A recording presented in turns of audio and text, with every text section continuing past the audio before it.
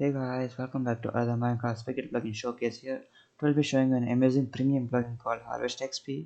So it's actually pretty much a simple plugin. So like if you're actually harvesting a crop, so you basically get XP orbs from it, or you can just get directly to your inventory. Depends on how you configure the plugin, which I'll be showing you further in the video. So you can actually read the description here, which I'll be linking in the description of the video.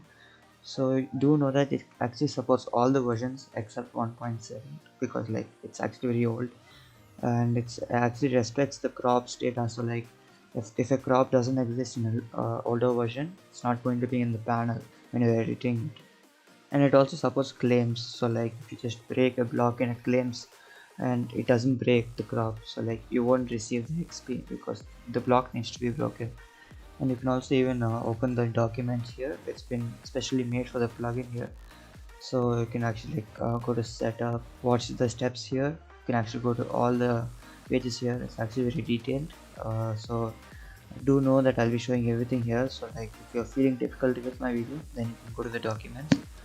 And yeah, you can find some pictures here, and the permissions are actually editable, and even the commands and even the aliases. So like you can just add shortcuts for the plugin. And yeah, that's pretty much that. Let's get into the video.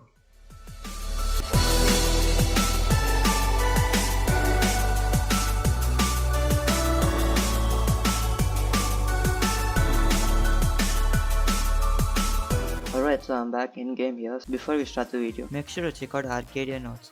It's a premium affordable hosting service that provides services like Minecraft hosting, Discord bot hosting, web hosting, and a lot more game hosting. And make sure to use my code ARROW for 20% off any of our services. Okay, so I'm going to show you the commands now. So I can actually just type HXP and I'm going to get a list here. I have to type HXP help. But this is actually not default, the HXP. You need to add it as aliases in the config, which I'll be showing you later. So these four are the commands actually. So you can just type HXP, you'll get the info here, which is author green arrow, and it's been updated by someone else. And here's like the HXP help, which would show the list of commands. So here, as you can see, I showed the list of commands. So you can actually even type HXP reload, so it just reloads everything.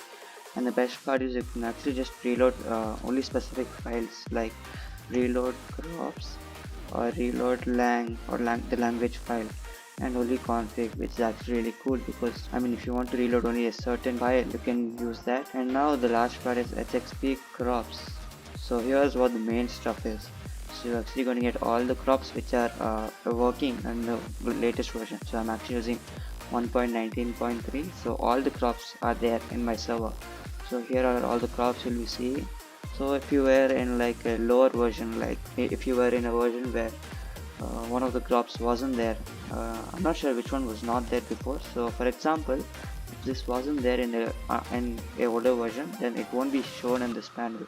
So it just respects that. So now I'm going to show you how to access everything. So actually some of the crops are enabled and disabled here, so like some features. So for example, I'm going to show you potato. So this is the default preview of what it's going to look. So you can actually see the stats and the options there. So if you want to edit the XP, you can just like left click it and just set the XP. So I can just type it 15, and now it has 15 XP.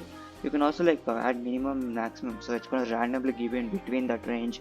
So if you want to do that, this XP 15 will be ignored because you have minimum and maximum XP.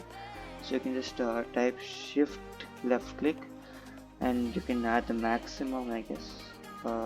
Wait, that was minimum, so you can shift right click to add the maximum. So I could add 20. So now it's going to come from the range from 10 to 20, which is really great. So now if you want the XP to drop, so like XP orbs, if you want it to drop down, then you can, what you need to do is just drop the item.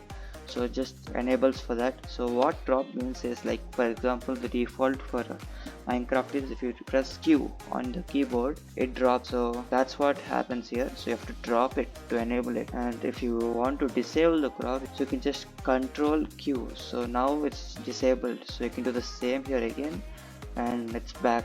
So it's pretty much that. It can be a little bit complex while setting it up, but yeah, that's all for the menu editing. So you can actually edit it for everything here. So as you can see, most of them are drop XP orbs false because that's the default. So you can just enable it for everything. So like just type Q, and yeah, everything is enabled here. As you can see, you're just pressing Q on the keyboard, and every drop XP is enabled. And yeah, that's pretty much that for the admin panel. You can actually you can actually just click this for like save and reload. So like, I mean, it's not really much needed because you can just type HXP reload here and it's going to do the work. But if you want to access this, it's actually really cool animation here. I mean, I wouldn't say animation, but this is a really cool method here. So just click this save, and then it shows saved for a few seconds, and then it's back save and reload. That means the config has been saved. Alright, so as you can see, there's some wheat fully grown.